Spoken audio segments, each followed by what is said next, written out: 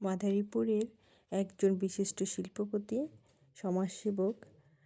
তিনি আমাদের নকশিকাঁথার অফিসে 50টি কম্বল পাঠিয়েছেন এবং আসলে আমি ব্যক্তিগতভাবে তাকে কখনো সামনাসামনি দেখিনি বা তার সাথে আমার কথাও হয়নি।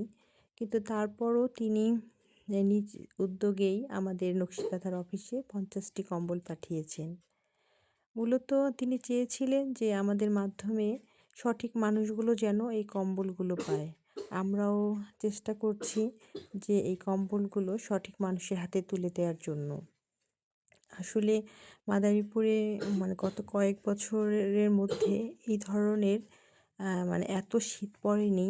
এই বছর অনেক শীত পড়েছে এবং শীতে যারা নিম্ন পরিবারের মানুষগুলো আছে,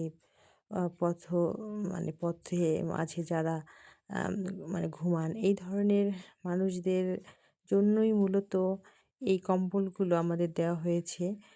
যাতে আমরা সঠিক সময়ে এবং সঠিকভাবে এই অসহায় মানুষগুলোর হাতে কম্বলগুলো পৌঁছে দিতে পারি।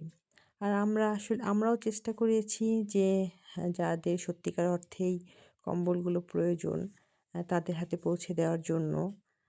তা আমি সহ এবং আমাদের নকশিকাঁথার যে টিম আছে তারা সবাই তাদের সাধ্যমতো সঠিক জায়গায় কম্বলগুলো দেওয়ার জন্য গত কয়েকদিন ধরে কাজ করেছে এবং আমরাও প্রায় 50টি কম্বল জানি সঠিকভাবে দিতে পারি, সেই জন্য বেছে বেছে খুঁজে খুঁজে এবং রাস্তায় ঘুরে বিভিন্ন মানুষের হাতে এই কম্বলগুলো পৌঁছে দিয়েছি। আপনারা চাইলেও এই প্রচণ্ড শীতের মধ্যে একটু অসহায় মানুষকে শান্তি দেওয়ার জন্য, একটু ভালো রাখার জন্য এই কম্বল দিতে পারেন বা শীতের পোশাক দিতে পারেন, যাতে করে তারা একটু শান্তি পায়, তারা একটু ভালো থাকে। সবচেয়ে বড় কথা যে আমরা নিম্নমানের কম্বল দেই, এগুলো যেন আমরা না করি। আমরা একটু ভালো মানের কম্বল দেওয়ার চেষ্টা করব, যাতে করে ওই মানুষগুলো খুশি হন এবং তাদের উপকারে আসেন।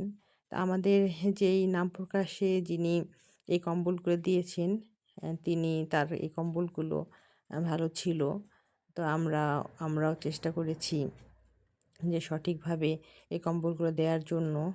আসলে তিনি সবসময়ই অসহায় মানুষদের পাশে থাকেন।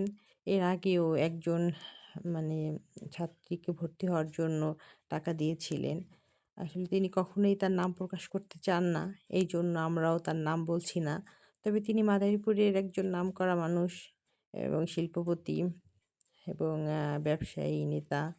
তাই তাই যেহেতু তিনি নাম প্রকাশ করতে অনিচ্ছুক, আমরাও নাম বলছি না। তবে তার দেয়া এই কম্বলগুলো এই প্রচণ্ড শীতের মধ্যে মাদারীপুরের অনেকেরই অনেক উপকার হয়েছে এবং তারা প্রাণ ভরে দোয়া করেছেন, যাতে করে আরও বেশি বেশি এই ধরনের কাজ আমরা করতে পারি। আরও বেশি বেশি যেন ওই শিল্পপতি তিনি যেন আমাদের এভাবেই সবসময় পাশে থাকেন এবং তার মাধ্যমে যেন আমরা আরও বেশি কাজ করতে পারি। সেই দোয়া করবেন। সবাই ভালো থাকবেন।